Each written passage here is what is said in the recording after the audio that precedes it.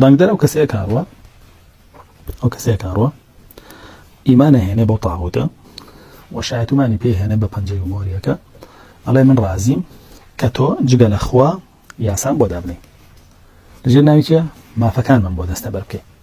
دانگدر او کسی لسیستمی دیموکراسیه کاروا شایعتیه داو ایمانه هنه با طاغوت الله تو یاسان بود ابرجل جگل یاساکی خواه پروردگارو بله أوري بعزيتو دا درشتو من بهم باش خوي بيرد قال لما حال ما نوى فرمى القرآن لم ترى الذين يزعمون أنهم آمنوا بما أنزل إليك وأنزل من قبلك يريدون يتحاكموا إلى الطاغوت وقد أمروا أن يكفروا به تماشاي فرمى أو كسانبك كدعاء وقال من دار كمان هنا أو بتوب ويبو بيشتو دا بصير بالا أتن شاعت مال بطاغوت يعني جيبوا مورا كانوا على أن تحكم مالك لكاتك أمريان بيكراوا ككافر بن بي باشا وخوي بيرد قال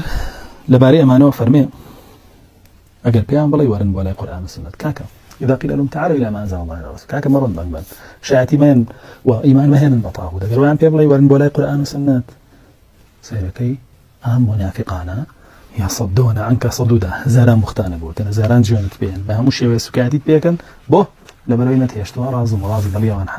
حاصل بك كفر شركة كان وبرجال فرمي ذلك بأنهم قالوا للذين كرهوا ما أنزل الله سنطيعكم في بعض الأمر والله يعلم إسرارهم فالمهم كافر ومشركان كافر بن بو بهي أويك شون بولا واني كرقيان لو إخوة بزاد ويهود نصارى قالوا رجولك وكفر عالمهم يرقيان لشيء لو قرآنك إخوة بزاد لو سنته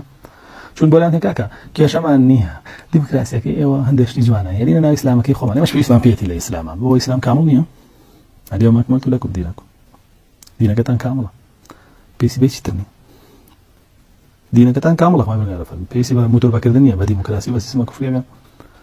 ويا لوتيان سنطيعكم في بعض الأمر لها نشتا واشتكن تان جوانا وبعد المانو جيب جي كينا فرمي خوي بالورقار زانيوان حالي عن شوانا وشون بيدا قريا كان لسال كفر كان يعني فكيف إذا توفتهم الملائكة يضربون وجوههم وأدبارهم ذلك بأنهم اتبعوا ما أسخط الله وكرهوا رضوانه فأحبط الله أعمالهم فرمي حالي وانا لسال مركابين كملائكة كان لي عندن كانت روحيانا كيشن أما جهمي بهويت يو لبروي شوين أو كوتن كخواتو راكا شوين يا ساود صلاتك ودستوري كوتن كجل يا ساود دستوري خوي بالورد ورقيان لرزا من دي خوي بالورد ورقيان لحرام وحلال دي خوي بالورد مباشر خلافي خوي بالورد بو خوي بالورد أحبط أعمالهم كذا كان يعني بوشال كذا خوي بالورد فرمي أي خالكينا أنا يدعي إيمانك كنسيان بأ الله إيمان تانية حتى يحكمك فيما شجر بينهم حتى رسول الله صلى الله عليه وسلم لكن بحاكم بس الخوتانه